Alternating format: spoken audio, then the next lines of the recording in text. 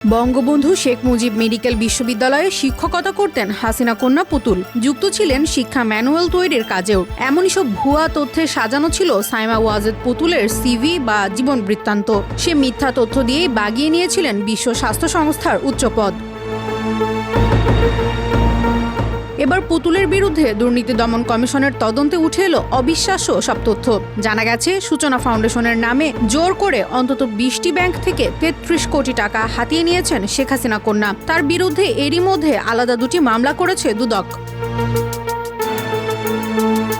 প্রথম মামলার এজাহারে বলা হয়, ক্ষমতাচ্যুত শেখ হাসিনার মেয়ে সাইমা ওয়াজেদ মায়ের প্রধানমন্ত্রিত্ব ক্ষমতার অপব্যবহার করেছেন। প্রতারণা ও জালজালিয়াতির মাধ্যমে বিশ্ব স্বাস্থ্য সংস্থা WHOর দক্ষিণ পূর্ব এশিয়া অঞ্চলের আঞ্চলিক পরিচালক পদে নিয়োগ পেতে জীবন বৃত্তান্তে ভুয়া তথ্য উপস্থাপন করেছেন।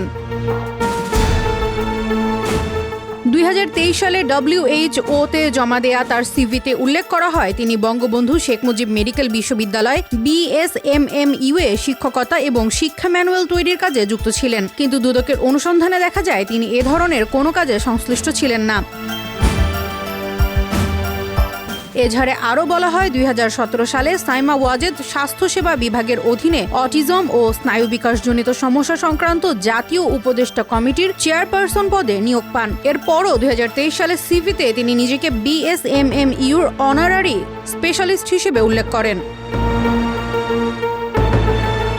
দুদকের অনুসন্ধানে BSMMU-এর উপাচার্য বরাবর পাঠানো চিঠির জবাবে জানানো হয়, সাইমা ওয়াজেদ এই মেডিকেল বিশ্ববিদ্যালয়ে কোনো শিক্ষকতা, শিক্ষা ম্যানুয়াল প্রস্তুতি বা পর্যালোচনা কাজে যুক্ত ছিলেন না।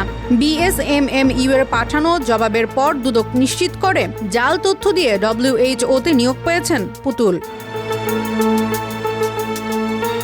দ্বিতীয় মামলা হয়েছে সাইমা ওয়াজেদ পুতুল ও এক্সিম ব্যাংকের সাবেক চেয়ারম্যান নজরুল ইসলাম মজুমদারের বিরুদ্ধে। এজাহারে বলা হয়, অভিযুক্তরা ক্ষমতার অপব্যবহার করে পরস্পর যোগসাজশে ব্যাংকগুলোকে চাপ প্রয়োগের মাধ্যমে তাদের CSR বা কর্পোরেট সামাজিক দায়বদ্ধতা তহবিল থেকে সূচনা ফাউন্ডেশনে অর্থের যোগান দেন।